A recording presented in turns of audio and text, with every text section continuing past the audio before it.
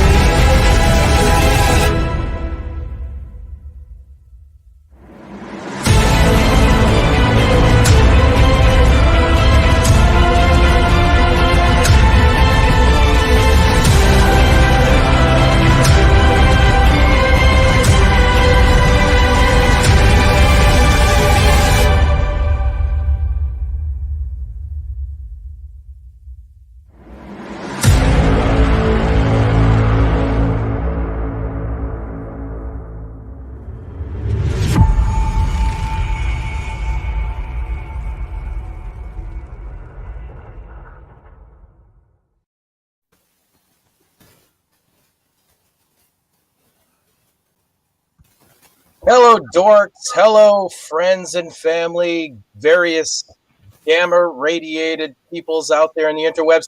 You're looking at this face and you're like, where's my Leo? What is it? What has been done to my Leo? And I have some news for you. He's not here today, but my name is Parasite Steve, aka Steve Van Sanson. I am a host of the Retro Reductibus podcast. We are on the Dorkening. We are just happy to be involved with this awesome network, and I am happy to be here tonight because Leo had something to do, and I am standing in his stead. So I'm going to do my very best to run this show for you guys tonight. So this is Splash Pages. As you know, we are here talking She-Hulk. This is part 2 of Splash Pages She-Hulk comic versus the She-Hulk show. And tonight we're going to be talking all about the Dan Slott run of the comic. So before we get into the discussion of the evening, I would like to introduce to you your normal hosts, the guys you actually want to hear talk and actually, like, you know, you're used to their. My face is so shocking. You're like, I don't know what to do with this. But this guy, you know, Mr. Velvet Joker, Rich Davis. How's it going, buddy? It's me. It's great to be here once again. Rich Davis, aka Velvet Joker, the Throwback King, here on the award-winning Splash Pages every Tuesday night, coming to you at 8 o'clock. Here we are, in the place to be. Going to talk to you about some She-Hulk. We got our buddy Steve Van Samson subbing in for Leo tonight, and the regular crew is here. Where's the crew? Where are they at? Are they up? Are they down? Wait, Drew. Hello, Drew. Oh, where is my Leo gone? Oh, where? Oh, it's Steve's here. I'm sorry. Sorry about that. Hi, everyone. We're talking about Dan Slott She-Hulk. As Rich said, we've got Steve being our fill-in Leo, our fake Leo, our Theo. I'm not good with names, but we're excited to be here. I'm pumped. But then, so is the next guy. Which that? God damn it! The next one. Oh, Hey, look, ladies vital and information. Welcome. No, it's not vital. It's my cannabis card. Oh, Medical information. No, hey, welcome to Splash Pages. We're here. We're back. It's another week. She-Hulk has aired another episode, and we're going to talk about it. Heck yeah, we are. I don't have much, Steve. I'm sorry. Hey, that's okay. That's okay. You had a lot of energy. Like, I have to say, I was a little worried because, like, we usually have a commercial, and I get to share more during that. But your words kept going, so I had plenty of time. I'm gonna try my best. If I screw something up, you're just gonna have to send me hate mail, maybe poop grams, something terrible. Just So I have a question, Jeremy. Why did your photo look like a ginger version of Dante from Clerks? It does, doesn't it? It really does. Like, I'm not even supposed to be here today. like you know what? No, you look like that actor who was the manager from the Flight of the Conchords, Murray. I get a lot. Yeah, you're Murray Hewitt. Prisoned. The band Jermaine? everybody hates. Another weird thing. Like Nickelback, the guy from Nickelback, I get a lot. You are handsomer than that Especially guy. when I have longer hair. Have more self-esteem than that, Jar Jar. Come on. I like Nickelback. I'm sorry. He's just an objectively ugly man. I mean, there's yeah. You don't want to know. So I would stick with the Clerks guy. I look like him. No. Stick with the Clerks guy. No. You're not even supposed to do today, but this is how you remind us of that. Yeah. So, See, I would have gone. You just kind of look like an off-brand Weasley. That's what I would have said. Oh well, I also got a lot of Malachi back in the day when I was younger. That sucked a lot. So we're here. We're here to talk She-Hulk, obviously. So we got some comments. So I'm going to try to be as good of a Leo as I possibly can, and try to keep up with the comments as well. Sean Curtis is here. He says he was a fan since he was a kid, big Hulk fan. Hey, Sean, how's it going, buddy? And Super Retro Throwback Reviews is in the house. Says, good evening, guys. Good evening, Super Retro Throwback Reviews. Hello. Thanks for hanging up. Oh, Sergio. Yes, Facebook user. My name is Sergio. Well, that's great. Good for you, Sergio. I appreciate that you told us. Welcome to Splash Pages, buddy. We're hanging out. Howdy ho. So we're here to talk about Christmas poops and various other difficult things that we don't necessarily want to talk about. Some things may involve twerking, divisive things like twerking scenes. So we have seen one more episode. Why are those divisive scenes? I'm so confused. I have no idea. No, Steve, before we get into She-Hulk, teaser. Now, hold on. Did anybody recognize? Oh, I'm sorry. Go ahead, Rich. Have a few things happened this week in the news, perhaps, that we should discuss? Oh, yes. Right. News. Okay. Good, that's right. You guys do news. Well, all right. So let's do news. Here's one that broke today, Velvet, that I think may introduce you. I know you already saw this, but how do you feel about DC officially finally naming the Joker? We finally have a real name, supposedly, that we're all supposed to go by and say, yeah, this is who we used to be. Not Arthur Fleck, not Jack Napier, but some other guy. Do you think it needs to be said? Like, is this something you want as a big Joker fan? Like, what do you think about this? Well, as you just mentioned, we already have some names for Mr. J. But the beauty of Mr. J is that even Mr. J doesn't know who Mr. J is. So them coming up with another name, it bears little weight for me. Jack White Is I believe that's what Jack Oswald White. Jack Oswald White. Okay. Or Jow for I short. didn't read the article. I don't know what the storyline or the history of it is. It's it's supposed to be all right. So we're in one of the opposite universes. Martha Wayne is Joker in this universe, mind you. Okay. Check it. And Flashpoint? she's Flashpoint. We're talking to why his name's escaping me. Father Wayne, Thomas Wayne, and she's explaining to him about these other universes and how she sought out the Jack Oswald White of their universe, and he was a failed comedian and happy with his wife and kids.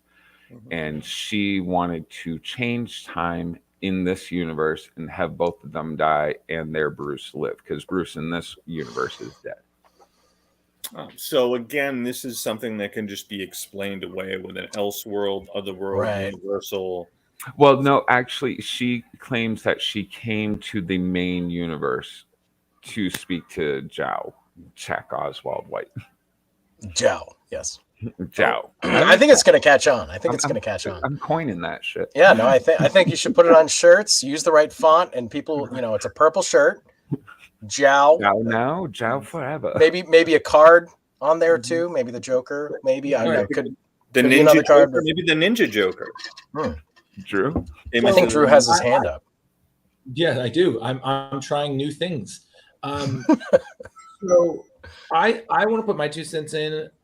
I'm a little dubious about this, more for 2 reasons. One, the point of the Joker, is like Rich said, is that you can choose the origin story you like. Personally, in terms of the Joker, my de facto always favorite origin story was always The Killing Joke, because I thought Alan Moore did a great job of explaining kind of really how he became to be, but again, in a way that he could really be anybody. And that was the point of the character, is he changes his narrative so many times that Rich said he doesn't even know who he is anymore. Then that's the point, is the Joker could be any of us. And that was always his thing, is one bad day. Just one bad day. One bad day. But the more point that I personally don't feel it'll stick is because of how comic book writers now handle continuity. I feel they look at it is like, let's put it this way. This is your desk. You fill your desk up with all sorts of things and items and whatnot. When you get let go, your desk is cleared, and then it's now somebody else's desk. Yeah. So that's how I feel they look at continuity. It's you build these things up, and then someone's like clones, time travel, alien, some things they're like, well, that was a story. Eventually, it's all just going to get unwound, because you got to keep everything fresh. We can't, and then it's just that back and forth of trying to push new ground, but keep the fans happy. And it just always feels to me like going back and forth over the same 10 feet. And I'm glad DC is taking chances, but the point of it is that it's going to stick as much as a dart with a suction tip on a window. So what you're saying is nothing matters, story non-story. What I'm saying is I'm calling it marketing ploy. Yeah, sure. Yeah, it's just people are going to rush out to grab that book. Books. I mean, I honestly, I'm not going to read it. Like, I'm not going to buy it. I'll read it probably because my job. Will I? Again, it's just like, okay, like, fine, right? And I mean, it's the same thing. Marketing ploy, totally. Like, it's the same thing when they kill a popular character for the first time. Death of Superman, death of Captain America, death of whoever you want. Like, absolutely. So, totally. So general consensus is no major impact. No, nobody's skirt has been blown up. Been under the belief too that there were multiple Jokers throughout the universes. Or universe. The whole 3 Jokers storyline. Yeah. Yeah. Okay, so not gonna really make that much of an impact. I'm pretty ambivalent. Not much of a DC reader these days. I pretty much I'm a Green Lantern guy more than anything, but that's I'm with Rich, and I want the mystery. I think a lot of stories are better when you don't know them. And then you can wonder about them. And just like Darth Vader, like we didn't need to know Anakin. We didn't need that. It's fine. You can like it. It's fine. But like, did we need it though? Did it make Darth Vader cooler to know Anakin was a whiny bitch? Like it didn't. It didn't. Like, you can like him, but just saying. Sometimes less is dark side. Falls in line. It's the magician's conundrum, Steve. You like the trick, but when you learn how to do it, the mystery. Right. All you want to know. You want to know how it's done. To that man behind the curtain. Yeah, you want to know so bad how it's done, and then it's the second you learn, it's not cool anymore. Yeah. Exactly. So totally. That's really what it is. Good point. But there always will be great Joker stories, and maybe this will stick. Maybe it'll fade. Maybe it'll find an audience. Comics are like that these days. We really don't know what's. But again, the rule of thumb is if it makes money, they'll keep it up. So, right. Totally. Yeah. Cool. Speaking of if it makes money, they'll keep it up. The opposite tends to be true as well. So we had word this week that Taika Waititi is not returning for the next Thor movie, whenever that is. If it ever exists, who knows? Supposedly due to poor reception of Thor: Love and Thunder. So I know Velvet hasn't seen Love and Thunder yet and is not looking for a bunch of spoilers. Jar Jar, you got something to say? How do you feel about this, man? That man is doing so many projects. I can understand him giving up the Thor thing, being like, you know what? He's got like two or three TV shows going right now. Yeah, absolutely. Like he had fun with Thor. Why not pass it on to the next guy? I mean, that's always been what's fun about comic books is you get each person's interpretation as it goes on. I mean, especially with somebody like She-Hulk. I mean, we were talking last week about the John Byrne run, and I mean that was so incredibly different from what came before with Savage, and so incredibly different from what we're going to be talking about later tonight with Dan Slott and her many appearances with different teams, Fantastic Four, Avengers, all that stuff. I mean, unless it was Byrne's Fantastic Four, then it kind of checked. But yeah, exactly. A lot of characters work really well if you allow them to just be malleable. Others are like pinnacles. You're like, okay, Captain America, but there are characters that you expect to be a certain way, and other ones, I don't know. It's like Spider-Man. We want him to be a certain way, right? Like, but plenty of characters. It's like, yeah, that kind of works. Thor worked well for a certain thing. Let's try different things. Seems like they've tried something slightly different with each of the Thor movies anyway. With him, tonally, it's always a little bit different than what came before, what came after. But it is what it is. That's the reporting. Supposedly he is not back, so I don't know how people feel about that. I personally, without going into any spoilers, I'm a big Ragnarok fan. I think it's one of Marvel's best movies. I love it to death. I was not a fan of Love and Thunder. It definitely let me down. So I think that I think maybe sometimes with these directors, the first one they do is like, they're trying a little bit harder. And then I think in this case, this felt like a unfettered Waititi, where he's like, all right, I did the first one to prove something, to prove I could do it, and to make everybody happy. And this one, I'm just going to be unrelentless in my style, and screw it. Who cares? It is what it is. What it kind of reminds me of what you're describing, kind of like what Tim Burton did with Batman. Like the first one is very much a Batman movie, but if you see more see some Tim Burton flair, and then Batman Returns is a Batman movie, very clearly Tim Burton movie, and people were like, okay, this is a little too much, Tim. Right? And then it was like nipples on the batsuit, and then I had fun with Tim. I thought Tim's second movie was fantastic. Oh, I agree. I did too, but I see what you're saying, Drew. I mean that one is much more unrelenting Burton. It's just unfiltered. And he's like, he murders people now with like a crazy smile on his face. He's the Joker now. Like, I agree with Sean's little comment. I don't know if you guys can see that on the side. He says, I want to see movies of Marvel or DC superheroes that don't get as much shine or none at all. I actually prefer the way Marvel's doing, and I hope they continue with this, where they just release TV series and then Yeah. save the movies for like teams or something like that. Some Big kind of event. like, yeah. They are doing a great job. It is interesting having not seen Love and Thunder, and I did see an article a day or two ago. They were saying that James Gunn was kind of throwing shade at Taika Waititi without saying his name, that he got lazy. But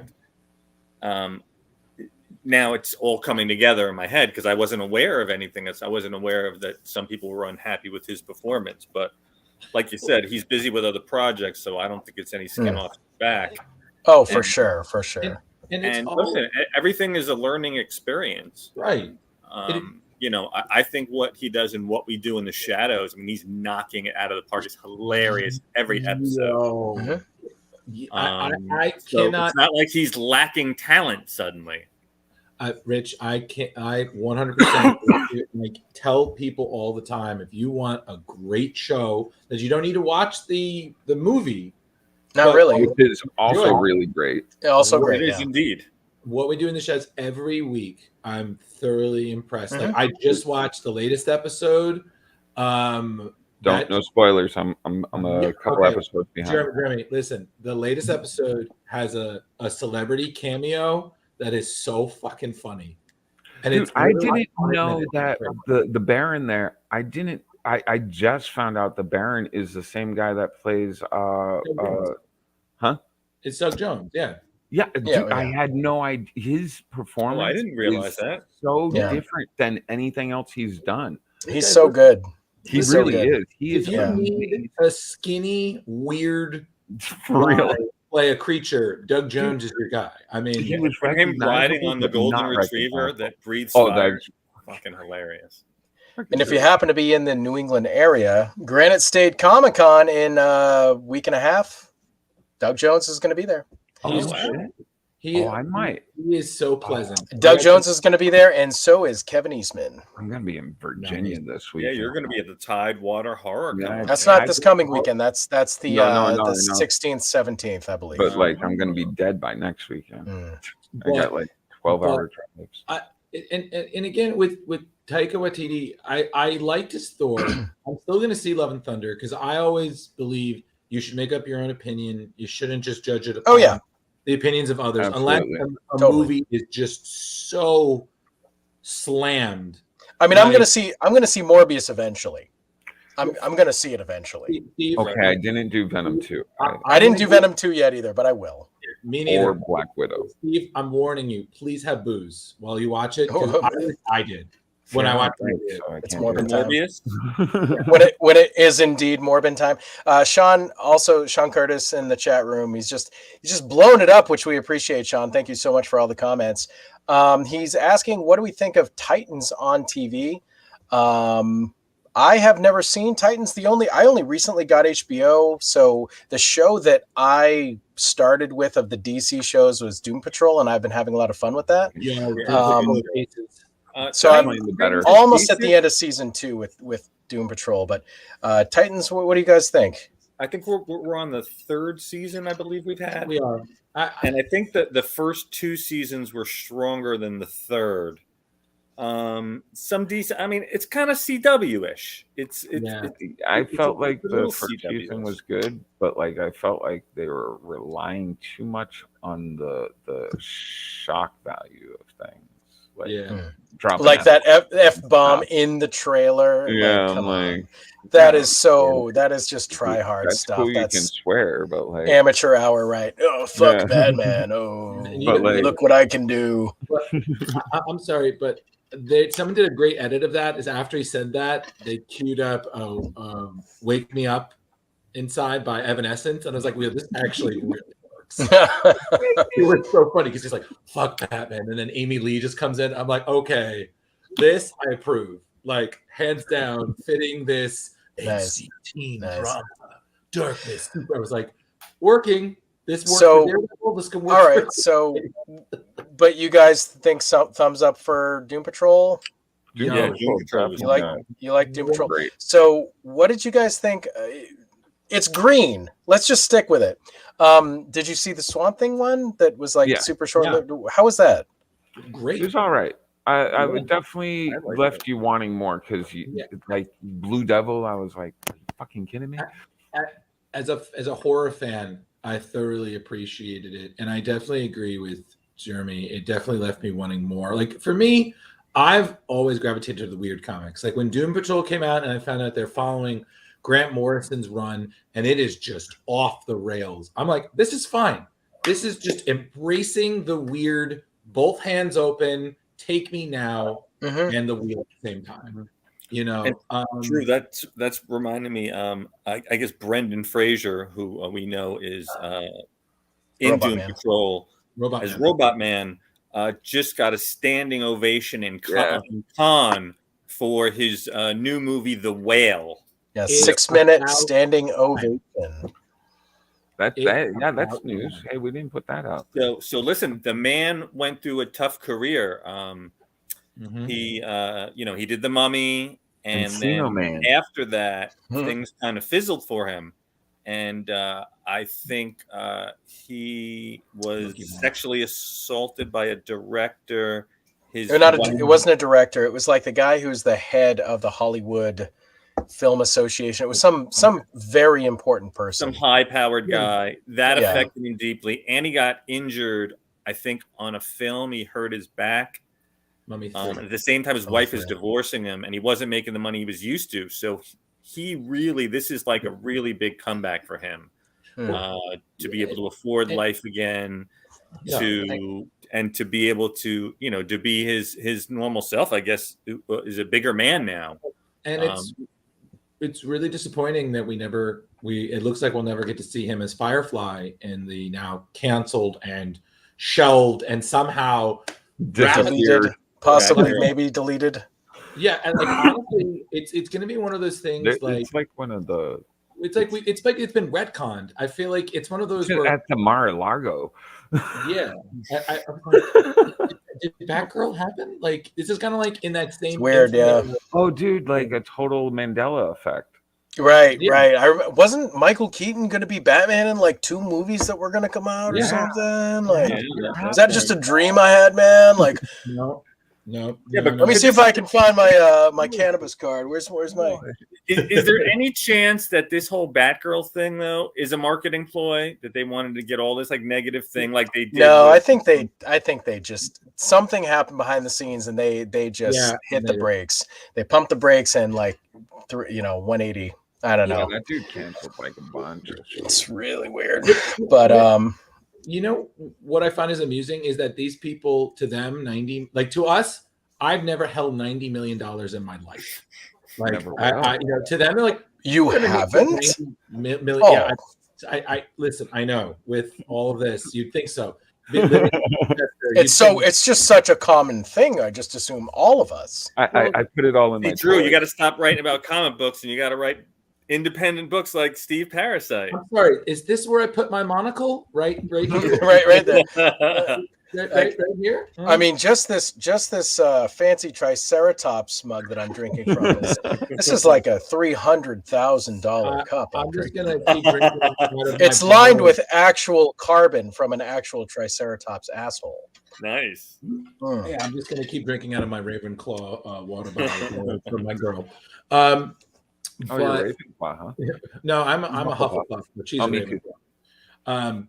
But back to my point, I don't. There's not really much news this week, right? I feel like the only one other quick thing.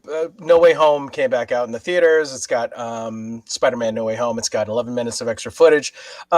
Basically, everybody's saying. For super fans, it's there.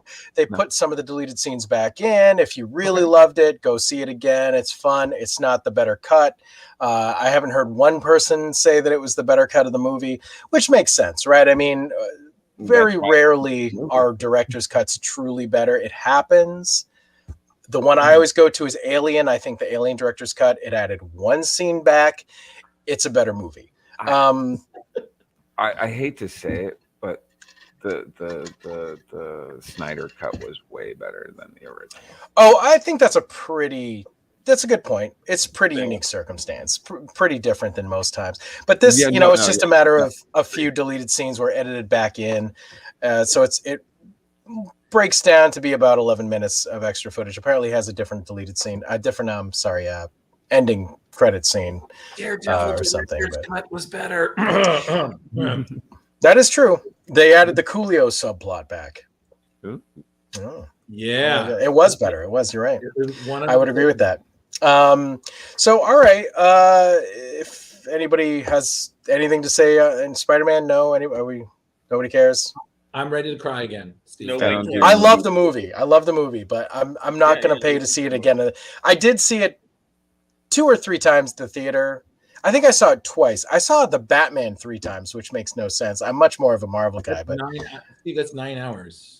I know it's weird. I got bullied into the third one like hard, and I just caved. And I've met you in person. I find it hard someone can bully you because you don't like. You don't understand, everybody. I did love the movie. He's very confident. He's very authoritative, and he's very take charge and very bald, extremely bald. He's got a good goatee, good baldness, good head for baldness.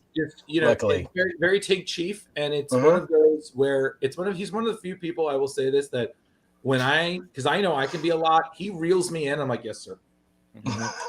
He's the lead singer of Anthrax. Yeah, and it's Scottian. It's just so funny because he told me, he's like, dial it back, Drew. I'm like, yes, sir. And he's like, I'm not mean. Like, you're hilarious. Never said that. I've never said that. So before we reel it in, Drew, and get on to the topic at hand, for God's sakes, let's. So one more quick comment from Sean Curtis. Says he wants to see different versions of Venom movies. I think that is a must. We need. It's fine. Like, you can be a fan of Tom Hardy's Venom movies, no problem. Firstly, I'm not gonna decry anybody for liking anything really, unless it's like real Nazis. I mean, dude, like a movie. You love Jar Jar, it's fine. Hey, I have a cool story about Jar Jar. You want to hear it real quick? Sure.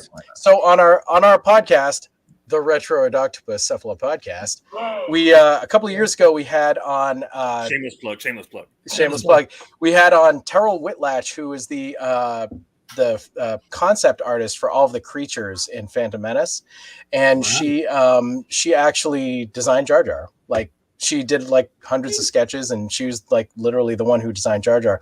And I am not a fan of Jar Jar, but I do actually kind of come to the defense of the character, because I think that the way people treated Ahmed Best was disgusting and terrible and awful, and absolutely like reprehensible, and it makes me hate being a Star Wars fan.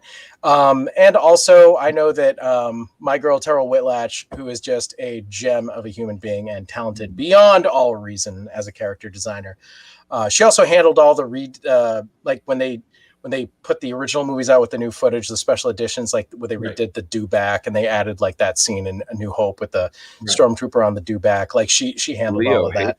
I think. Oh, I love her. She's the best. He loves those original versions. Oh, me too. Oh yeah. Oh, I hate the special editions. The dewback looks great though. That dewback never looked better. Yeah. That dewback was money. But anyway, so just a quick aside. So I still believe that I started the whole he's a Sith. Rumor of him being a Sith. I don't care. Like, I was before Robot Chicken. I have commissioned artwork from like artists of him being a Sith Lord before those episodes. That's your little claim to fame. Jar Jar. I thought he was a Sith before Robot Chicken. Do you know that? Bitch. Do you know that that Weird Al song, "Lame Claim to Fame"? That's yours, buddy. Yeah, it's probably. All right, so let's get going. It's a little past 8:30 now. We are here to talk about She-Hulk. Specifically, we're here to talk about episode 3. If we want to talk episode 3, it's been out for almost a week, and the Dan Slott run of the comics from the early 2000s. I believe they came out about the early 2000s. 2004. I have some comics I can share with you guys as we talk about those as well. So we can do what Leo does, and we can just kind of pop some comic pages up there and talk. I'm going to go against the twerking thing right now. Look at what she's wearing. Like, Yep. look at the nipples. I mean, you got it all there. So I'm like, people are complaining about her twerking in a pantsuit, and Look, I mean, you can. There's a gap. The Yeah. artist gave her a little bit of a thigh gap, which is so extra insane yeah, because it's She-Hulk. well, Because she's got all the muscles there. one of the lines on the top of the, when you open the book and it's like introduces each, She-Hulk, the blah blah blah blah blah. She's the sexiest, blah blah blah. I'm like, oh, and we're having a problem with her twerking. So we can get that out of the way. You want to start with the episode, and we'll. I mean, it's like we might as well, and then we can get into the book, because I have to Yeah. say, reading the book, I saw so much more of that in the show, and that made me happy. Like, because I didn't even realize that one guy, hey, here's the basket with the Pug. Yeah, Oh. I was like, she Pug calls Pug him, Liazy. you're Pug. I'm like, yes, I'm rooting for you, buddy. It's the best bathroom for pooping. And it's funny because when the intro mentioned a shapeshifter, I was like, oh my god, is that going to be Ditto? And Yeah, honest, I kind of want to see Awesome Andy. I know. Oh yeah. Oh yeah. Yes. There's no precedence for him because we don't I have. didn't even know he was until I read this. Yeah, I think the thing what I really enjoyed is that while the book was because when we were talking about is I had read that first. So Steve, I never read any of John Byrne's run. So okay, again, so that was your intro. Yeah, that was my Okay. Because I had to write an article about the famous She-Hulk sleeping with the Juggernaut thing, and I was like, I don't know anything about this beyond whatever I could find on the internet. I was like, okay, I'm going to read all of Dan Slott's run, and I realized that was a horrible idea because I'm a completionist, so I read 12 issues and then 34 more, so I read like 48 issues in like a week, and I felt like Clockwork Orange with She-Hulk. I was like, oh my god, why? That's a lot of information to take in 1 week. I know. And I wrote the article, and it was very, very well liked. Although my editor yelled at me. I was like, 650 words. You gave me 768. Like, why? And I'm like, shit, he's right. So I spent like another hour fixing it. But my point being is, I liked this side of it because I did love Cosmic Journey. Steve, I'm still hoping Henry Cavill is Razorback. That's my campaign every day. That's my campaign now. I like this, like Jen Walters, superhuman lawyer at law, dealing with wacky weirdness. But I also do agree that while I love Dan Slott as Spider-Man, this is my close second favorite of Dan Slott's work. I thought he did a great job. But we're going to get to my complaint because, Steve, me and you have a similar complaint about the thing. We'll get to that in a minute. But I love the story. I really did. So, but nice. I saw a lot of that in the show, especially in the third episode. I was like, yes, because I remember when we talked about it, I was having a little disconnect issue, but now I'm feeling like okay, now like it clicked. I'm like, okay. I'm getting into this now. So that's the trial of Emil Blonsky. So I mean that was the whole major subject matter, or at least the main storyline. Right. That was the A story. And this episode had a really great B story, it turned out. Like, I loved the B story, too. I loved them both. I think it was the first time that the episode... So I still feel like the first episode is my favorite, and I know not everybody's going to agree with that, but I really did enjoy that first episode a lot. I love the stuff with her and Bruce. But this is the first time that I felt like the show feels like it's found a format that could work going forward, because the first two episodes were very different from each other and very different from this. But this feels like, okay... And we're here now. This is how it could work. I don't know if they're going to keep doing it, but I hope they do. I like the idea of episodic things that are going to be wrapped up in that, and that's the B story. But then the A story might take a couple episodes to wrap up, or it might come back around later. Obviously, we're going to see Titania again later. That was just a weird, brief introduction to her. But so I'll just to answer sort of what Drew was saying. So I read the first 6 issues of the Dan Slott stuff literally today. So I had never read Dan Slott before. Leo just asked me to be on the show yesterday, so I was like scrambling to do some homework. And I, as a big, obviously we covered it last week, I'm a big Byrne fan, so that was my introduction to the character. And after, I will say, after reading the first 8 Byrne and the first 6 Slott, I am far and away more a fan of the Byrne stuff. However, this is the comic to base the show on by far. 100%. The Byrne stuff is so out there. It just wouldn't work. It's just too insane. People are already complaining about little things. It's like, oh well, yeah. And there are certain things that work better as a comic book. Just period. I mean, Alan Moore said that every time somebody made a movie out of one of his comic books.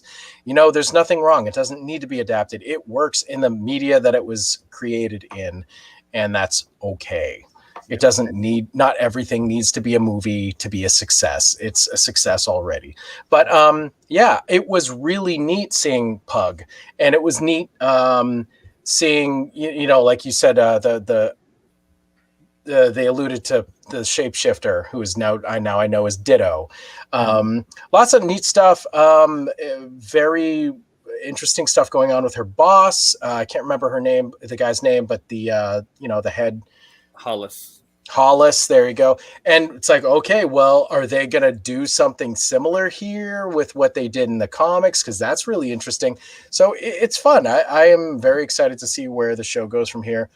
So the trial of Emil Blonsky, what did we think of it as opposed to the first 2 episodes? Drew, you said it sounds like this is the first one that clicked for you a little bit. It definitely did. Personally, I just need to say this: Wong is becoming my favorite Marvel character. Anytime he's a delight. I'm just like, yes, this is going to be fucking great.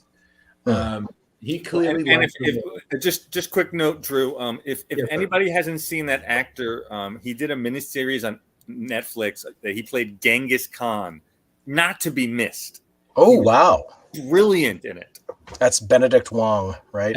Yes, and I love that he always makes like guest cameos in shows I watch. Like he was in an episode of IT Crowd.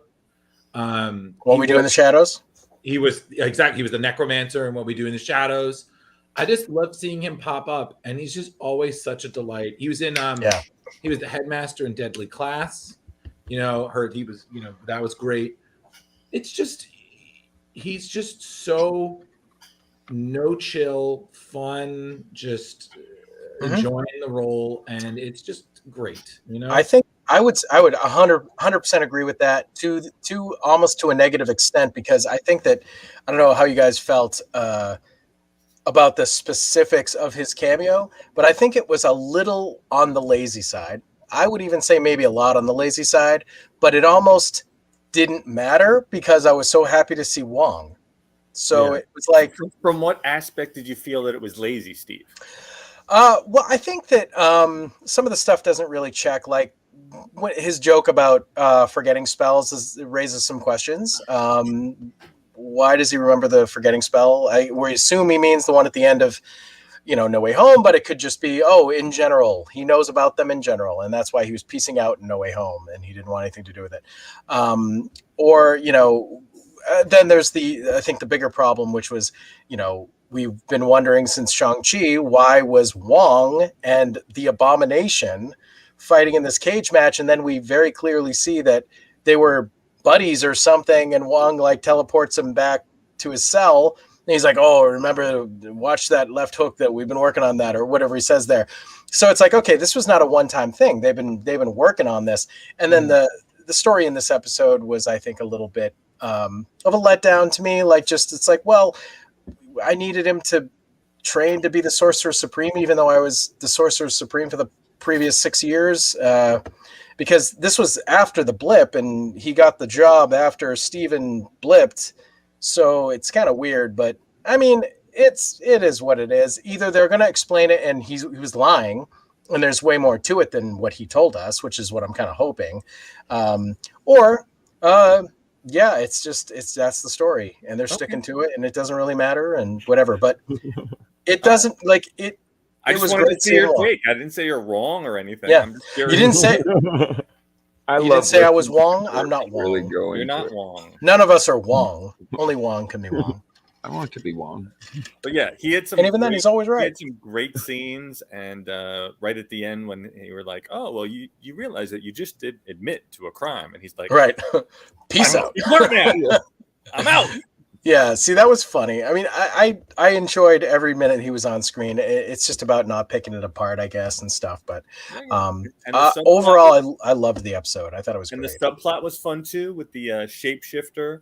Yeah, the light elf from Asgard, and they riffed on the whole Doctor Doom's always getting immunity and getting away with everything in the comics. She's like, I have Asgardian immunity, and they're like, yeah, maybe in New Asgard that works, but that does not work outside of New Asgard. Asgard is not a place. Asgard is the people, and the judge is like, Thor's speeches do not count as law. Thor's inspirational speeches do not. Yeah, hold I'm up sorry. in That the had law. me rolling a little bit. Like that was good. Even her calling out like, yeah, we're not doing cameo of the week, and they were like, yeah, wait a second. I love that. Let's remember who show this is. Yeah, yeah. Again, Except for Bruce. That and Blonsky. That's very and Wong. You know, yes. I think what they've done is they've essentially inserted the Byrne fourth wall breaks into the Dan Slott run. And that's the show. That's like the best way to describe the show. And I think that's a great way of doing it because it does please old fans. Because seeing the first two episodes, I was like, oh yeah, this feels very Byrne. But now I realize it's much more Slott than Byrne. But yeah, you have those elements and it still feels right. So as an old fan, I'm pleased. And I mean, obviously not everybody's pleased, but we're geeks. We bitch about everything, so we can't have nice things. Well, I think like John Byrne laid the foundation of this version of She-Hulk's personality. Mm-hmm. And I think Dan's done a decent job of building off that, keeping similar comedic things without being too ridiculous and just trying to focus on odd law firm things, obviously, as this storyline goes. Right. She's more quippy in this as opposed to like totally absurd, breaking all laws of physics and like knowing that she's in a comic and like all that absurd crap is just not present in the first, at least in the first 6 issues. Mm-hmm. But yeah, interesting stuff. We can get to the comics if you guys want, unless there's something else you want to mention with the episode. But and I just want to say, like, honestly, I want to address the one thing, and I guess everyone's like, I saw the scene with her. Oh, the twerking, yes. Yeah, Megan Thee Stallion. Honestly, it was there. If it wasn't in the show, I would be like, okay, cool, it's there. I'm like, okay, this is fine.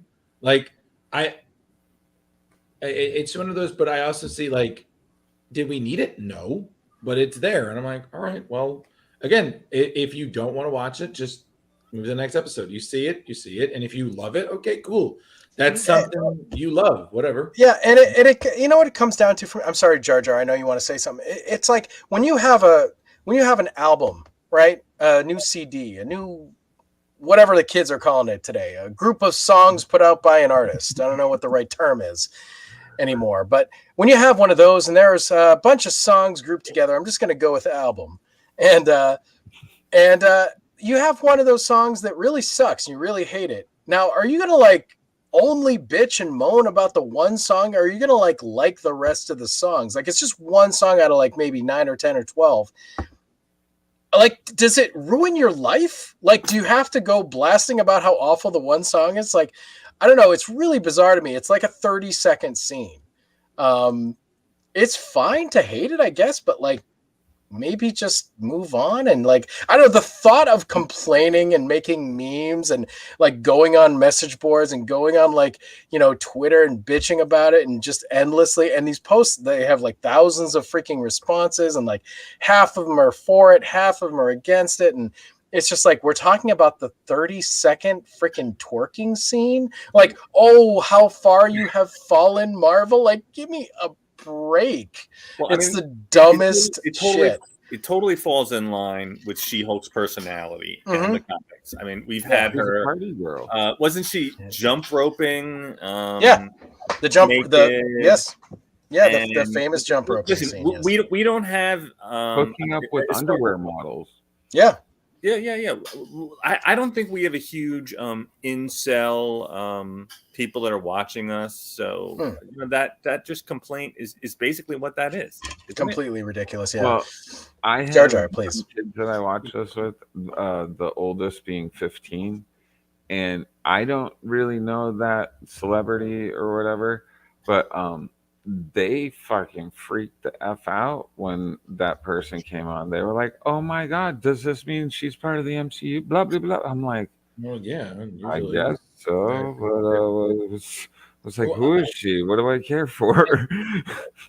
But like the kid, but like I've been trying to get the kids to watch these shows with me forever and to really be interested into like the whole comic books and everything like that.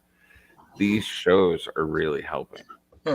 Like That's great to have somebody like my 15-year-old's like, oh my God, they do the WAP song. I know that song, but like other than that, that's like okay. Well, She-Hulk told you she's Grammy Award winning Megan Thee Stallion. I mean, I don't know her music, but I'm aware of the name. Yeah, I'm not even aware of the name. Okay, I was like, I know the song that she does with Cardi B, the wet ass pussy song. Yeah. But other than that, yeah. I don't know. I'm like, dude, She-Hulk's in a pantsuit in that fucking scene. I'm just like, are you guys really freaking out because a CGI 8-foot green person is like? You guys got to seek out. Actually, my 15-year-old did this. They have the I forget the actress's name who plays She-Hulk, but her and her mocap, Tatiana Maslany, dancing with the other lady, doing the whole twerking thing. Like wearing the mocap suit. Yeah. So what's funny. What's mocap? I'm sorry, I've been hearing that a lot. Motion capture. It's like when they do for video games and stuff and CGI. Yeah. So they have the performance from the actor. It's how they do any CGI character, like Gollum or Caesar from the Planet of the Apes movies. If you see or anybody who's the Hulk, anybody who's CG, they look ridiculous. They're in these black polka dot suit. They just look absolutely or gray, and it's so silly. Got like tennis balls for like. Yeah, I've seen it. I just didn't know what it was called. Mocap is the. No, we're gonna keep explaining it, Velvet. Shush. But I mean, I just want to say, like, to all the people out there, to anybody who's ever had the thought that, because I've seen this so much online, like, so you're telling me she complains in the first episode saying she's got such a hard life, way harder than Bruce, because she gets catcalled sometimes, but here she is twerking. It's like, well, yeah. How are those two things not mutually exclusive? Like, she's literally, you're talking about the first thing. So she says way more than the catcalling thing. She literally was talking about her safety, which is what it comes down to. You get catcalled, it can mean that you feel unsafe. But anyway, the second thing is she was in her own office with a woman in a non-sexualized way. Clearly, she's just a big fan of this person, just having a good time goofing off. That's all it is. She wasn't. I mean, it's like as if they think they've made this big point. It's like they think they've made this point where the first thing she's complaining about getting attention from guys, and the second one she's doing that, and that makes her a hypocrite or something. It's like, no, she's not trying to get attention from guys. And the second thing, you morons, she's just in her office having fun with a friend. That's so incredibly not the same thing. Girls actually do that too. Yeah, girls can like have fun and do shit, and like it's totally fine. It doesn't all have to be about how we perceive them and how we are attracted or not. It's like not always that makes me feel funny in my hoo-ha. No, your Jeremy's hoo-ha feels a little funny. So I just wanted to say that. I think that's really ridiculous. But yeah, anyway, it's a very quick scene, and you can definitely skip it if you really, really hate it that much. But so anyway, so Blonsky, I think just briefly before we move on to the comics, we're not really talking about Blonsky too much, but he was a very different Blonsky than we saw him before he's more hippie, more of a Yeah. hippie Blonsky. He looks I quite love Tim aged, Roth. I'd say. Aged. Yeah. And I would it say kind of aged. makes sense, but it's also like, I don't know. I feel like sometimes, and this is my criticism to Marvel, and I think we've discussed this on the show. I know I've voiced this. I'm still kind of annoyed because I feel like Marvel constantly will go the comedy route with their characters instead of getting. But at the same time, comic books are easy to write a character who's still deep rooted in their rage after all this time and whatnot. When you think about it in real time, like, man, it's been like over 10 years. Like, if you're still mad, then go to therapy, Yeah, dude. he's Like, been working on it. He's You been know what that absolutely makes me Mom. think of when the Scorpion showed up in the Dan Slott run. oh my god, yeah. And he's just like, J. Jonah Jameson did this to me. I'm like, you are still only complaining about being stuck in the suit. That was like 63 or something. Like, Yeah. come on. There must be more to you than this. Oh yeah. Like, but but I think that's the thing that I really enjoyed about She-Hulk is, Dan covered so many different topics and it was great. But My and Steve, favorite. I have no problem sharing this. The one criticism I do have was the artwork. The artist, Dan gave him a lot, and I just feel like it was very basic. I agree Nothing with really you. hot. Like you get the covers that are done. That's Ross's work, right? The cover. No, that's Mike Mayhew. Oh my god, it looks like Ross. But like, anyways, they're amazing covers, and then you open it up, and it's like bubble pop art. Yeah, Juan Bobillo. Juan Bobillo is the penciler, and boy, do I agree with you. I can do, but yeah. So, but we talked about this, and then like Paul Pelletier shows up, who I've seen. He's done a lot of DC stuff. He did, I think, the later half of New 52's Aquaman that Jeff Parker did. His stuff is very dynamic and it's very detailed. It has a kind of cartoony edge. Like this, it's just, I mean, sometimes it worked, but then sometimes I'm like, this should really she just looked like weird. Very basic. Yeah, she really has. I think my wife said it best was she said, "What's with the baby face and the baby hands?" And I think that really sums it up for me. I mean, she really has this very perfectly round baby face, and yeah, there are some really questionable anatomical shots of her. There are like her hands look like so wrong in a few of the pages. We're gonna get there. You guys can see what I'm doing, right? Yes. Oh, yeah. Okay. Yeah. I did enjoy this. The storyline starts off interesting, where She-Hulk is kind of out of control. She's going out every night. She's partying after being a lawyer all day. And at the same time, she's an Avenger, and she's living in Avengers Mansion, and she's bringing different guys home to Avengers every night, and she's driving poor Jarvis up the wall. Yes. So I mean, that's an interesting story just to start. Yeah. So Dan was definitely here we have Jarvis, and I loved this actually. She's like kind of helping him with the chores in the same way that she was helping her dad at the end of episode 2. I was kind of getting those vibes. I don't know if that's really what they were kind of mirroring or not, but that's kind of cool. Yeah, and that's again like what I really loved were these small moments. Like Dan is very good with small moments. Like I loved anytime Jarvis was there because it was just hilarious, especially when she brings her coworker and the Avengers system attached, and he shows up. He's got a pot on his head. And that's great. That's later on. Yes. Yeah. Made for hose bushy and metal. Yeah, I love that. Yeah, it's just and again, like I said, the other thing that was great is that the show is very big that they want She-Hulk, not Jen Walters, but in the book it's the reverse. They want Jen Walters, not She-Hulk. The firm, also right? Like Jen in the show, Jen wants to just be a lawyer, and in this, Jen wants to be She-Hulk. Yeah. Correct. They flip it, switched it. Yes. Yeah. And, I mean, this is a scene. I mean, this is very early in there, and Yeah. I mean, she's waking up the morning after. She's dating this supermodel guy briefly. Underwear model. actually. Underwear model, yep. And she wakes up and she's accidentally reverted back to Jen, which did happen in the first episode. Can't do that. yeah. And so she's like, "Oh crap! I'm gonna turn back before he notices." And when she does, she pops him off. She pops him off the bed, and she says, "Oh, sorry about that. Involuntary muscle spasm." Yep.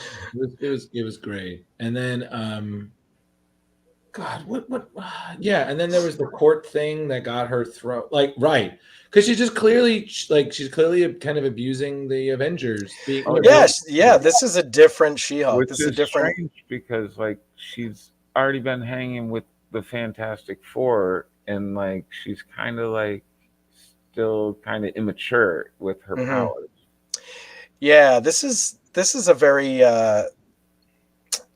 devil may care, sort of shirking her responsibilities, not taking anything sort of seriously because she's so used to everything being so easy. Yeah. I think she's had it easy for too long at this point and has forgotten kind of the point of having powers. And she's also forgotten that Jen Walters can do things that She-Hulk cannot do. Yeah. She's just absolutely sure that being She-Hulk all the time is the right thing to do. And everybody wants her to be that, and everything is better. And who could possibly give a shit about Jen? And she learns that's just wrong. And I think that she's probably becoming a little bit insufferable. Certainly to Jarvis, but you're getting that tension from Captain America too. And and also on top of it, we're seeing a She-Hulk at a completely different point in her career, and she addresses that. She dealt with being manipulated by the Scarlet Witch during Avengers Disassembled. She had a period where she thought she was going to be stuck as She-Hulk forever, and which they later address. That happened in the original Fantastic Four run that John I did. actually really appreciated that about this comic. They really referenced a lot of past moments with Mm-hmm. Dan Slott really did his research, right? Which is interesting too, because if you think again, going back to the show, when she's addressing Bruce, she's talking about his 10 years of trauma, but in the comic now, she's had the decades worth of trauma. Yeah, yeah, and it's just again, like the whole thing was great, and it set it up so well. Nothing to me here felt rushed. Everything moved at a good pace. I feel like you didn't even need to read She-Hulk to understand what was going on. And to me, that's just good comics. You don't need to read the continuity. It helps. Like our awareness because of our exposure to John Byrne. We're like, oh, okay, we get it. But I noticed there wasn't really a lot of her breaking the fourth wall, which is very clear. I don't think it happened once. At least not in the first 6 issues anyway. No. It's very clearly a Byrne thing, and other comic people did adopt it. I do know I've seen it, but this was just, this was Dan's interpretation. Which, right, for sure. Totally So I think this is interesting too. Just talking about what we're looking at on screen here with this MODOK fight. This is what sort of replaced the 2-second Titania appearance at the end of episode 1, where she was in the middle of a case and then Titania bursts in, throws a desk at the jury, and She-Hulk steps in, saves them, punches her, and then it's declared a mistrial because they said that the jury would be biased towards her because she saved their life. And so then she gets fired, and then she gets hired at the other law firm, the GLK&H, which just looks like Glick every time I read it. And it's like Glick is what I say in my head. But in the actual comics, what happened was she was in the middle of the court case, which we saw over here. And then she gets a call from Captain America and her little Avenger earpiece here. And she's like, oh, sorry, I got to go. It just takes precedence. And the judges and the other attorney is pissed. And the judge is like, no, it's fine. I'll allow it. It's good, And then the next page, she's literally in space fighting MODOK and Blizzard, the D-lister from Iron Man, Blizzard. And I love her line over here where she she's trying to remember his name. She says, it's one of Iron Man's loser villains. What is it? Snowflake, Freezer Burn, Chili Willy. He's like, the Blizzard. I'm the Blizzard, you cow. It was great. But the same thing happens. She goes back to Earth, and the other firm declares a mistrial because they say that she influenced the jury because she saved Earth, and they're on Earth. and like, don't forget, she also destroyed the color cop in her photocopying her butt. No, she did that. Yes, and it's like that could have been it was a color copy. It was yeah, that was over here. I have to say, my favorite part about this whole series. This is one of the hand pictures that I really, really hated. Look at her hand down there in the bottom. Right? Oh, wow! Oh, come on, man! Like, wow. You're a professional artist. What's going on? Yeah, you can. Some people can't do feet. Some people can't do hands. Yeah, apparently. But I think the other thing, and I really loved, and I don't know, Jeremy, if this is what you were going to address.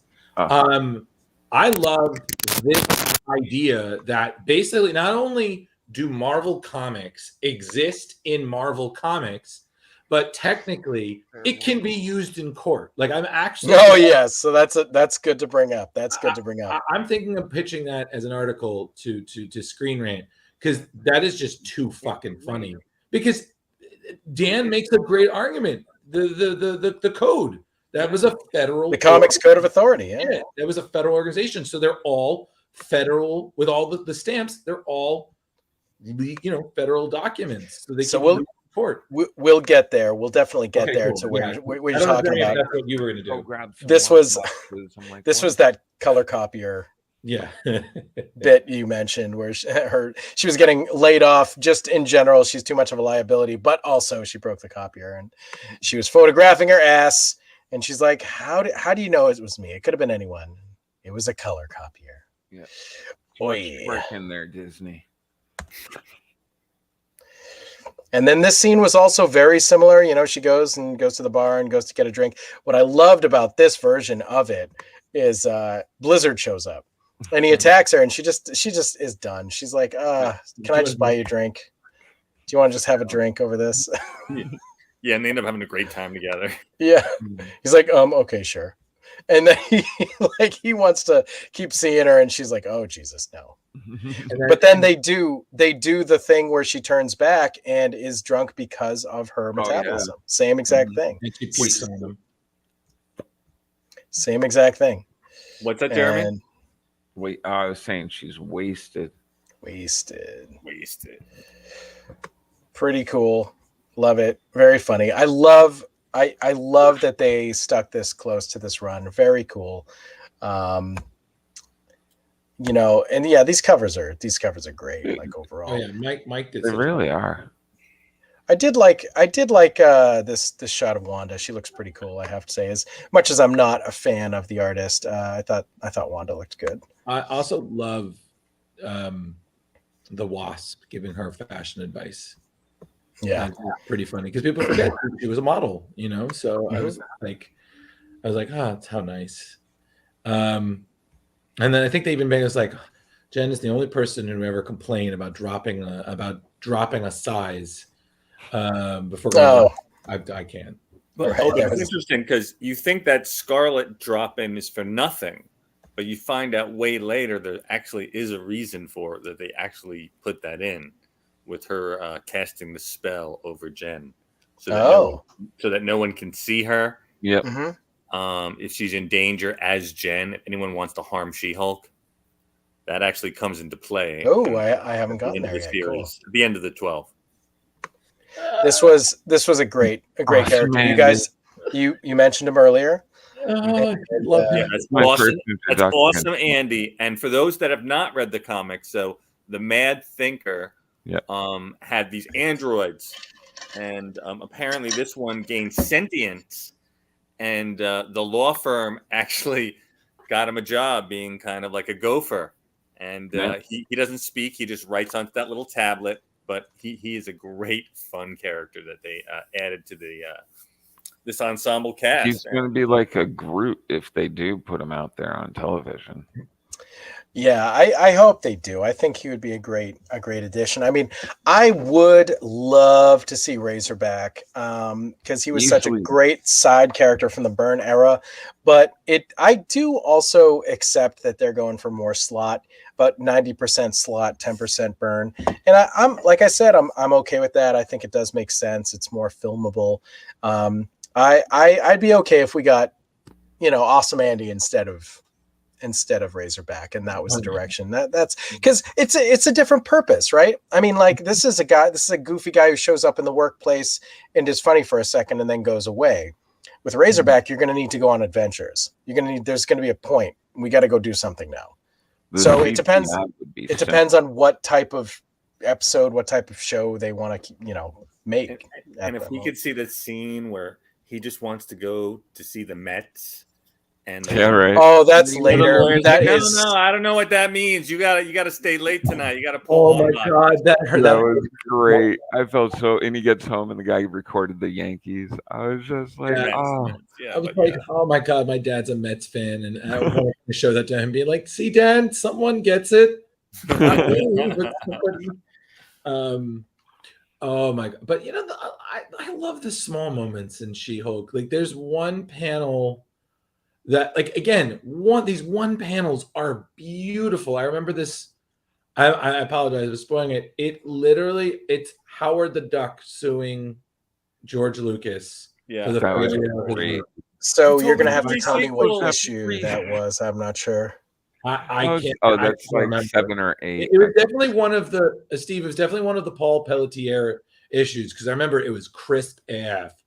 I don't remember which one, but I just remember seeing that, and I was like, in that one image, I was like, I'm sorry, that's fantastic. Like, it was not fantastic. Issue 9 for that.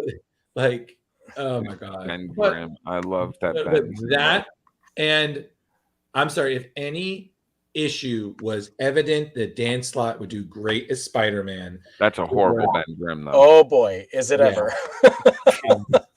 That is the worst. That is the worst thing I've ever seen in my life. That looks more like an armadillo. I can't believe. I mean, honestly, it's really just the face. The body looks fine. The rocks look fine. The hands, he's got it all. His face is just not okay at all. His Beta Ray Bill is worse, I think, but that doesn't. Oh yeah, that was pretty horrible. I was like, "What the fuck is that?" That was horseable. That's what that was. Yeah. Damn. I mean, he literally just made him into a horse. It's like, no, he's supposed to be vaguely horse-like. I mean, come on, he's not a horse. Like, oh, this was rough. I do want to try to find that panel with Awesome Andy that you were talking about where he was sad. We got sad Andy. That's a little bit later. This character, I can't remember her name. This redhead here. She Book is her last name. So yeah, was it Meredith Book or something? Yeah, like and that? she shows up for a hot minute in episode 3. She does. Yeah, exactly. She's the face that's never lost a case. There you go. So she is on the show. Whether or not they're going to use her a ton, we don't know, but she looks very different. She looked to be played by a woman who is, I don't know, possibly Indian descent or Pakistani, maybe, something. Definitely looked a little bit different, but she was this character, and looking forward to some possible headbutting between the two. Unfortunately, what I'm noticing is there's a lot of lag with this comic book viewer that I'm using. If I switch between the main view where I can see all the pages and when I go in, so I can, once I'm in it, I can easily kind of just keep going forward, but it kind of really has issues if I try to go back to the main section. So let's just kind of stick to where we are and kind of just keep pushing forward. I think we'll get to where we want to be. This was in the middle of a case I thought was pretty fun. This was a really good, like, this would be a good episode, I think. If they wanted that like the way it ended was great, because I'm sitting there, I'm like, if that's for real, the dude's a douche. Yeah. But I'm telling you, this Spider-Man issue killed me. The Spider-Man issue was great. Awesome. Yeah, where Spider-Man is going to sue J. Jonah Jameson. Oh my God. It wasn't just suing J. Jonah Jameson. It was also having Spidey in the court And I believe it's the next issue too. So if it we is. just It totally really is. just And get there. This guy decides to kill his love. He's like, I'm gonna get to put it to death. Yeah, for the previous episode. Yeah, that was like a ghost on trial, which is a great That's a concept. great cover again. Like, Yeah, this is a fantastic cover. oh yeah, Absolutely. again, Mike Mayhew. and then you open it. Yeah. No, I'm just not a fan. And oh my god, the Scorpion looks so horrendous. Oh, come on. His Spider-Man's okay. I'm okay with Spidey. Yeah, He looks Spidey's good. not bad. Like, looks good. Like some characters, this person did all right. J. Jonah Jameson. I'm like, what happened to his head? Like, pretty good. Great job with Clint Eastwood right there. Pretty Perfect. good man with no Clint name. Eastwood, Oh like my I had him right off the back, but like, whoa. Yeah. So what we learn is that the shapeshifter Ditto that we alluded to earlier that they have on retainer, his job is to just deliver summons. So he's he shapeshifts into celebrities that he feels like that person would be welcoming to, and then he delivers the he serves the subpoena. So the way that the visual clue that it's the character Ditto is the bubble gum, and it's not really even that he's chewing gum, it's just kind of his body, I guess, because when he transforms he sort of is this pink bubbly thing and then he turns back into a person. But it's kind of funny. But so in this case, that's your visual clue that it's actually Ditto, not actually the man with no name from the Sergio Leone movies. Yeah. But so here we have Spider-Man is suing, as you guys said, J. Jonah Jameson for slander, for years and years and years of slander. And pretty cool. I like your pug almost first asked her on a date. I think that happened already, but I loved this so much because she just is not getting this at all. He's like, oh, I just assumed that you worked out as Jen Walters. And she's like, oh, why? He's like, well, because you're exponentially stronger as the Hulk. And she's like, yeah, but I'm already super strong as the Hulk. He's like, yeah, exactly.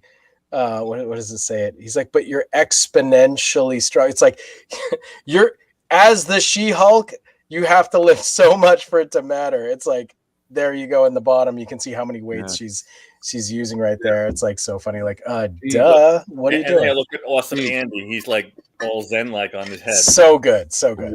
Where you read up to, did that come back into play? Yes.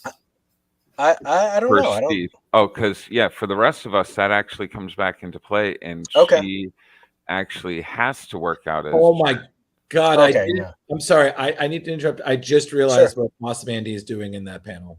Oh, is it a specific reference? No, it just awesome? Even that. I didn't even notice it the whole time. He's so good. Doing the little zen on top of his. So good. He's on top of his head being zen. Yeah. I just realized that. I was like, wow, that is only Marvel. So good. Sorry. But later on, Steve, she is fighting the champion who is an elder of the universe. Oh no, I haven't. And to defeat him, she has to work. Jeremy, let him read it, man. Oh, I'm sorry. It's okay. It's okay, man. I'm a jerk. Okay. No. You guys can talk about it. It's fine. We're here to talk about the whole run. I just made it 6 issues in. That's no problem. We don't have to stop at number 6. No, we're only up to 9. But I will say you have to deal with more of that same artwork. So the story will carry you. The story will carry you, Steve. Oh, good. I have to say, usually like artwork like this will pull me out, but this story was so good. I way better than Savage She-Hulk. Like, and honestly, the fact that Spidey looks so good is, I think, helping too, because he's such a central part of why this works and why this is a charming story. Sorry. This panel always killed me. This joke? I'm sorry. This one was hilarious. Just it's because I'm black. But that was hilarious. He's like, oh yeah, that's why you've been abusive to me for all these years, because I'm black. Yeah, and then it's just Jonah is just like, oh fuck. No, I didn't know. I never would have. Some of my best friends are. Kidding. Sorry. I was just like, wow. Oh, Spidey, you card. You cut up. I was just like, I can't. Like, it's just so good. And then they And then again, the story just totally flips it because it's like, okay, you're gonna sue me. I'm gonna sue Peter. Yeah. Yeah, because he put Yeah, out some Pug false is- photos over Yeah. the years. Okay, Want some cheese with that one? Pug that is is a bit of the a- dumpiest scorpion Yeah. that has ever dumped. Are you? I mean, come on. He's not a Look at stocky, grumpy slow-moving She-Hulk. tree. Look at She-Hulk. I know, but oh my god, his scorpion is so rough. Oh man, it's all coming back. Come on. I'm sorry. It's Iron Look, and Man. then look, he did Spidey great through the whole thing, and look at him there. Yeah. Oh yeah, whoa. What is he, a Muppet? Yeah, not a fan of the art in this book. It's okay. I get it. But it is what it is, you know. But yeah, it was a really fun issue. Really fun. Yeah, guys, as much as we're making fun of the art, this is not to be missed. This is a great story. Dan crafted this great story with funny things about the law and comic books and just comedic wonderfulness. And you know, it's a bummer because I don't know if you guys read this, but they said that the writing team said they were all really big Spider-Man fans, and they really, really, really wanted to get Spider-Man onto the show, Tom Holland, and to have him be a part of the show in some way. And they just were not able to work a deal out, you know, or whatever. Obviously, things are weird. It's because Sony and all that stuff. Everybody knows all that. But yeah, this makes me really wish that they had, because you could have just literally filmed this one amazing episode, had it be Tom Holland, and we just got all this stuff with Jameson in the last movie. It literally would have been the perfect timing to do it. Hilarious. It would have been so good. So such a bummer that didn't work out, but this was a great issue for sure. And I love how she just convinces the Scorpion to like kind of stop and just let the trial continue because it's better for him. Jameson will pay more if he loses. Logic, man. It's great. Yeah. Like she's learning that like she doesn't have to smash everything. Right. Well, this is a story of growth for sure. Exactly.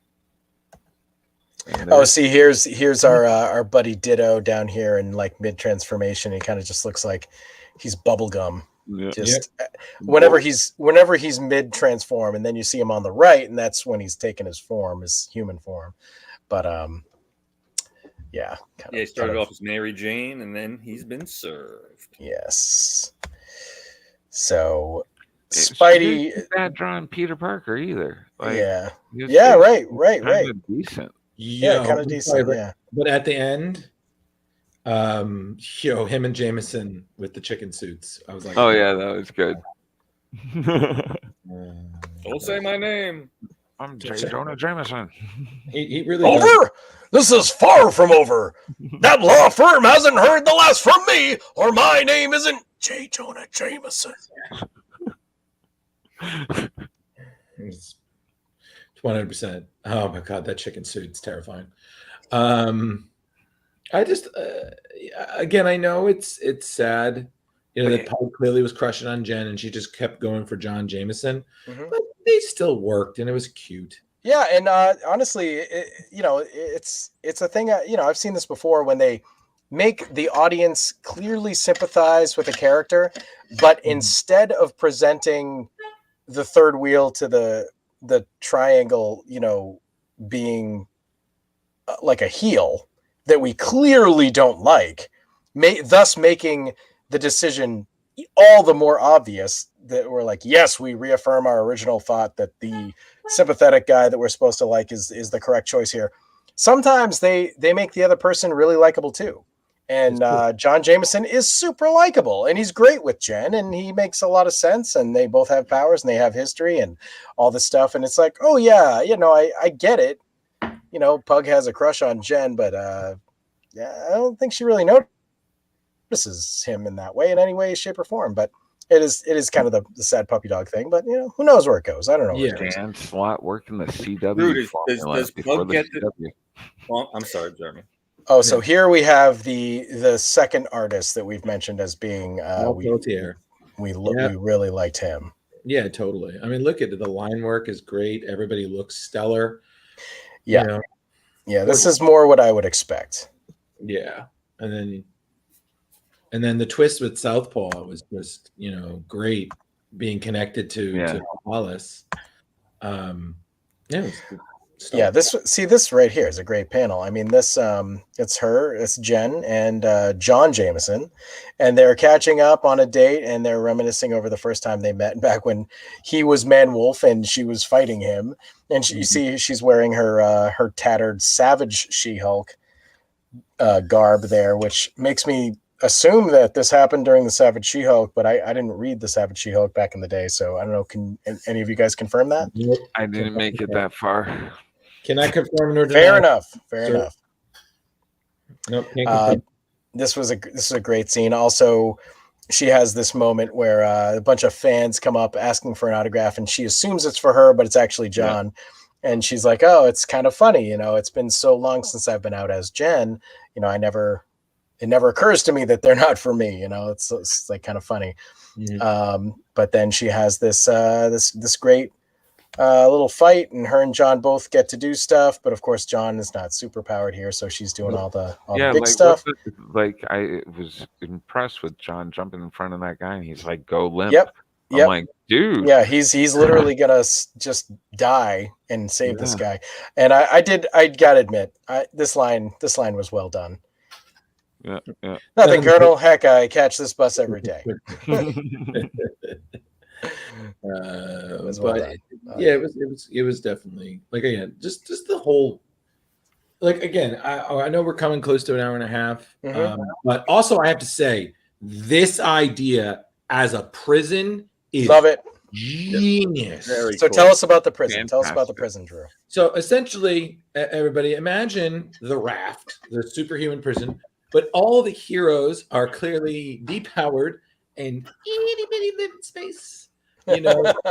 Tiny little Marvel villains. Phenomenal cosmic power for little people. Pim particles. Like, how look at that. That's inside. Who's the cutest little wrecking crew? You are. Yes, you are. And speaking of, we saw them. They made their Marvel debut during this episode. And I saw them, and I was like, that's not who I think it is.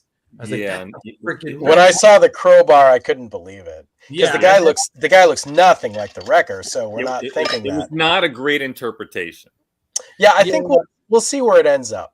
Because I feel like, exactly. Because I saw them, I was like, you guys already have the tools. How, like, the tools are supposed to allow you to like I've seen them fight, like Thor and the Avenger and stuff, and they can't even handle this. I was like, are you guys gonna get like juiced up further? Because I was expecting like, Wrecking Crew, not Wrecking Crew Junior.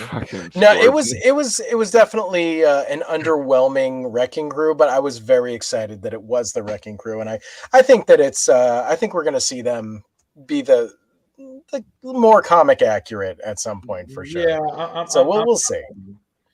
But this, like, again, the little ploy, I love this. It was just so. There's this Scorpion makes his second appearance in the series. Yeah, it was funny. I'm not gonna lie. How they basically engineered a jailbreak out of the world's tiniest prison. And I was like, I can't deal with this. Great idea. Wonderful. Thank you, Dan. This was truly great, and this would be an amazing. If they wanted to make this the season finale and make the whole point that a very specific villain like the leader made his escape in this way, right? And that was the point of the show, and it ends up.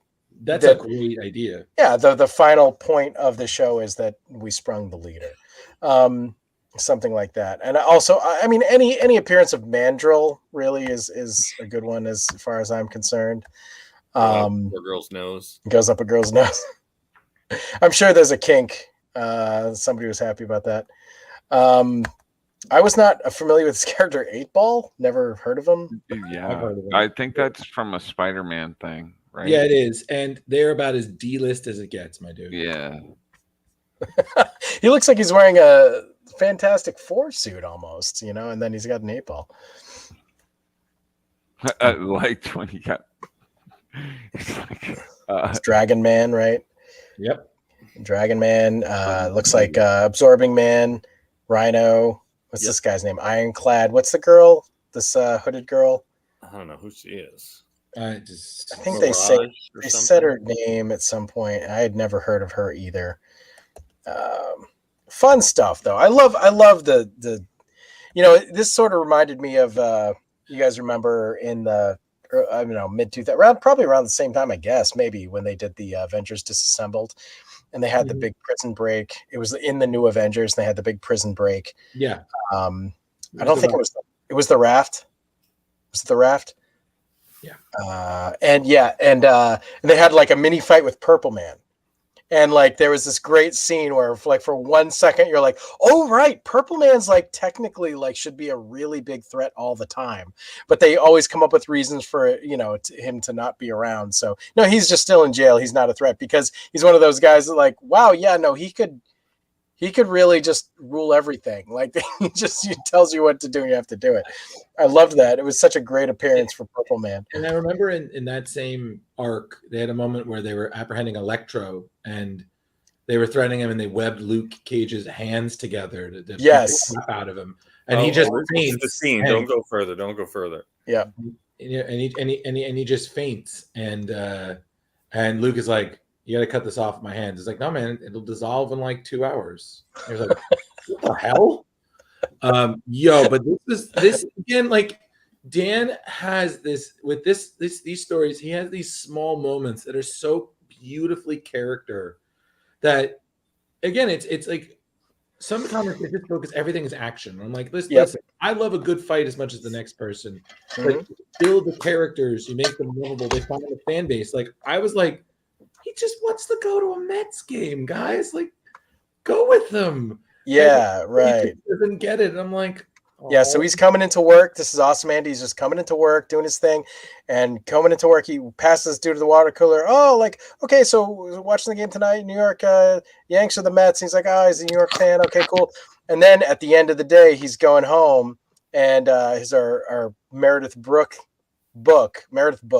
She's like, can you do one more thing? And what you got anything going on? And he shows her the sign, and she doesn't understand, but we know that it means that he's looking forward to watching the game tonight.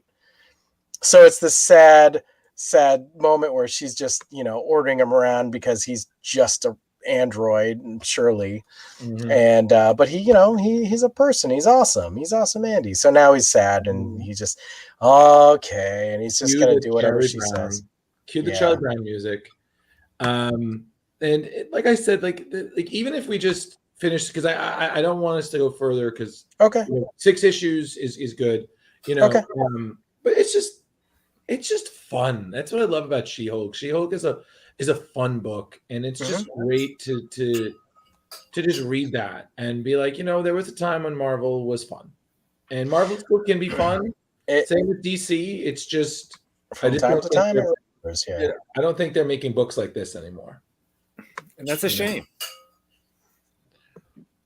Now, Drew, with you being so familiar with Dan Slott, does he have other comedic runs, or was this it? Well, this was pretty good. I know that there were definitely some good guffaws in his arc of Mighty Avengers, especially because he got to do Amadeus Cho and Hercules together, and that's always good. I mean, them out on Avengers team, come on. But then Spider-Man was pretty big. Then he did his arc on the Fantastic Four, his run on Fantastic Four, which I believe came to the end recently, and now he's coming back to quote unquote put an end to the Spider-Verse. So that's going to be interesting. That's controversial. But I just want to point out in this panel that amidst the chaos that's going on, Awesome Andy took the time to write an exclamation point on his board, just to let everybody know that he was also alarmed. The little details, and that's the thing you got to wonder: is that like a script thing or that's an artist thing? Either way, genius. Oh yeah, for sure. I'm sorry, I just love her taking out these pint-sized villains like, oh, tiger shark, here, I'm gonna throw you in a fishbowl. Oh, I have water, and then Electro. Yeah. Like, And another great awesome Andy moment. He's like, foolish woman, this water has replenished my strength. Prepare to meet your doom. She just dumps Electro in, and they zap each other. And then awesome Andy just basically uses what Spider-Man used to defeat Sandman the first time. It was like, oh, you're made of sand? Vacuum cleaner. Yeah. Like, I was just like, genius. Totally 100% genius. Love this. Super funny. Awesome Andy is really fantastic. I think if they did bring him into the show, I think he would be universally adored. Oh, yes, please. Oh, and then if that happens, we need a spinoff. Well, yeah, I think we would get like a Groot spinoff, like the short adventures of Awesome Andy as he goes about his very banal existence, very menial, just normal everyday, just a robot guy with a block for a head. And then so here we get the payoff to the fact that Awesome Andy was once the Mad Thinker's minion, which we get to see the Mad Thinker is the genius behind this prison break here. And it's great. It's great what happens. It's really fun. It's also, like, I love this shot of the foot up here. Like, I like it when artists can draw different, like everybody rags on Liefeld for his feet and stuff. It's like, okay, well, how about drawing something like a foot, which is already hard to draw, from a crazy angle? Like, it always impresses me when artists are able to do that, and they specifically, like, that almost feels like a challenge to me. They're like, okay, I'm going to do this big elephant golem foot sort of a thing, this guy, this Awesome Andy, and it's going to be from this crazy angle that no one ever has drawn a foot from. Like, it's great. It makes a good panel. It makes for good comics. I love it when you're seeing things from crazy angles, and that's one of the reasons why I decided early on that I didn't think I really wanted to do comics. I can draw, but all my poses are like very standard. I lack the ability and imagination to swing the camera around to all these crazy places. So it always impresses me when you see stuff like that. Even looking down here on the Thinker, he looks so small, which is the point. He's at this point, he's shrunk. He's from the small prison. Pretty cool. Good stuff. Like, again, the whole book is just great, and honestly, it was such a joy to reread it. And I loved seeing you guys saying like, oh yeah, this is a great, like Jeremy was like, oh, this is a great read, I love this, and I hear it in his voice too when he texts. So I'm like, hey, this was a great read. I really enjoyed the whole book. It was great. Turned into Shatner or some shit. Is that your Jar Jar? Listen, I gotta clearly work on it. Okay, you gotta throw a Misa in there, at least one or two Misas. But seriously, like, again, the small dialogue, like he knocks out 8-Ball, and the thing he says is literally from the 8-Ball. Yeah, like, reply, Hazy, ask again later. So good. So I mean, honestly, because I feel like we should definitely kind of wrap this up a little bit. Sure, yeah. Honestly, I'm gonna rate this personally. I'm rating this I'm giving this 4.5 Awesome Andys, because personally, this was great comic, fun, accessible. Anybody can read it and enjoy it for what it is. And I can't give it a full 5 because the artwork was not something that I would be like, oh my god, please. Like, if I saw this person at the convention, I would not. And Rich and Jeremy, you've seen, and actually even Steve, you've seen me in my suitcase. Like, I go in when I'm a creator. I would be like, I'm good, I'm fine. Like, I would compliment him, like, loved your She-Hulk, and then that's it. I was like, you have any? Nope. That one panel you did. I'm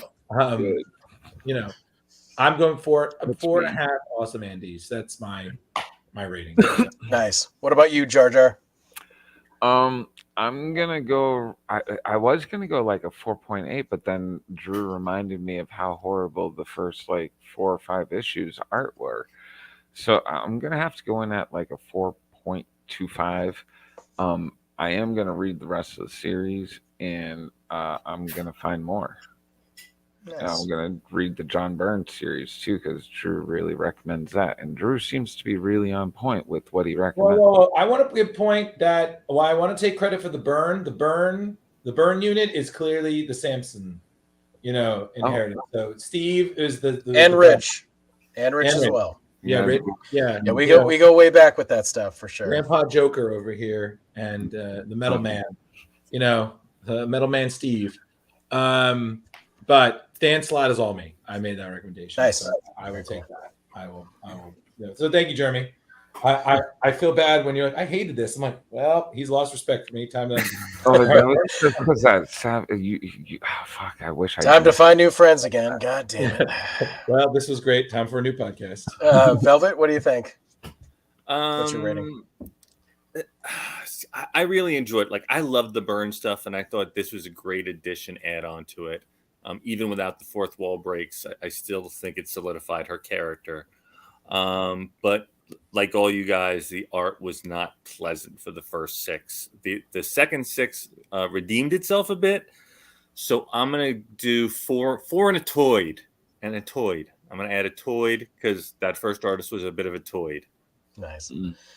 I'll say 3.5. I only got 6 issues in, so 4 of those had really not my favorite artwork. Obviously, we've ragged enough on that, but I liked it. I would like to keep reading it, and I had fun. And I think that it did take about 2 issues before the series really got going, which is kind of funny because some people have said that with the show. And like I said earlier, even though I kind of like the first episode best so far, I see the format of the third being the format that they should go with.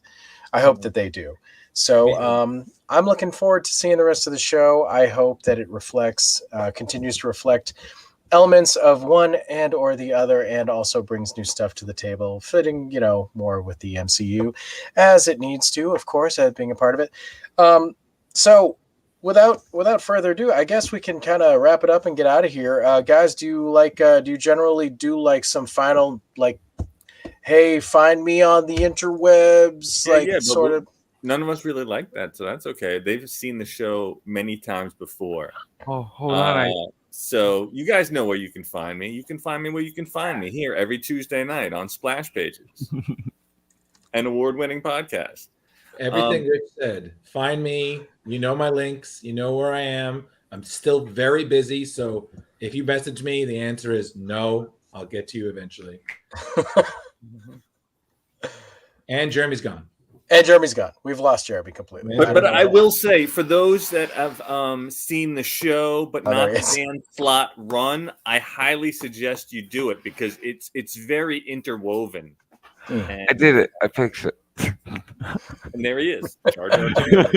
All right, I'm going to be at Tidewater this weekend for the 9th, 10th, and 11th, so I have to do this, okay, guys? I know you guys. What's Tidewater, Jeremy? Tidewater Horror Convention at the Wyndham Garden Hotel in Norfolk, Virginia. There's going to be AJ Stone, Tom Glenn, Nancy Ann Ritter, Tom Matthews, Andrei Evchenko, Michael Hargrove, Ken Foray, or is it Foray? Anybody? I think it's Foray. I think it's Foray as well. And PJ Souls, Tony Moran, and more. Nice. Awesome. Okay, Jer. So I guess we'll be looking for some videos from you this weekend. And Box Comics. Nice. With the next. Well, guys, I'll say thanks for letting me come on and attempt to replace Leo for one night only. Limited engagement. Here it was. Hope I didn't screw up too bad, and hope you guys enjoyed the show. As for me, Steve Van Samson, you can find me. I'm on Facebook. I'm on Twitter. Look up Steve Van Samson. There is no P in Samson. I'm also on Twitter. You can also, I already said that. I'm also on Amazon. My books are on Amazon. I write books. I do this thing. So I have some horror books. If the concept of scary vampire books that take place in Africa in a post-apocalyptic environment sounds like fun for you, check out my books. I have a couple of them. I have The Bone Eater King, and I have the sequel Meridust. Also, The Mark of the Witchworm came out last year from Rough House Publishing, dark fantasy book. You can find it on roughhousepublishing.com and elsewhere on the web. But you know what? I have a new book coming out too, so I'm just going to plug that as well. Rich let me do it last week. I'm just going to do it again. I got a collection of my own short stories. It's called Black Honey and Other Unsavory Things, and that is also going to be released by Rough House Publishing, and we're going to be doing pre-orders within a month. They should be going online, so it's possible you may see me somewhere on the Dorkening, possibly promoting that as well. Or definitely on my show, which you should absolutely check out. Retro Redoctopus, please check us out. We have a fun show. We celebrate all the things that made growing up awesome. We do episodes on various topics. And this Thursday, in 2 days, we are going to be recording our brand new episode, which is all about how the fact that that cereals used to come with toys. We're calling it Free Toy Inside. So we're going to go through a bunch of like prizes that, you know, were famously in various cereals that we remember from our youth. And that's just the kind of show we do. We do weird stuff that we remember from when we were kids and all that good stuff. So, What a pitch. yeah, I you know, I do it. I do the pitch. Have you on again, Steve, when your new book's dropping. We'll have to have you on. We'll have to give you the full formal interview process. That would be wonderful. You know, Leo was kind enough last year when Mark of the Witchhorn came out. He was kind enough to have me let me take over. It was the Creator Spotlight, and we did the whole release party on Creator Spotlight. So, nice. Yeah, we'll see what happens. But yeah, maybe we can work something out. That'd be fun. Yeah, we'll help you. Yeah, okay. Yeah. But hey, we're good. It was fun talking She-Hulk with y'all. Do read the books. That's the wrong thing. See, I finally screwed up. I probably screwed up other times. I'll just put this up. She-Hulk Comic versus Show. I hope you guys enjoyed both weeks. It was fun being here. I will say. Thanks for filling in. No problem. Just guys, remember, everybody out there, fellow dorks and gamma radiated individuals, you know, be safe, take care, and may all the radiation you encounter be below the mutagenic threshold. That's what I would have to say. Be very careful out there. All right, mutants out. Peace. Peace. Okay.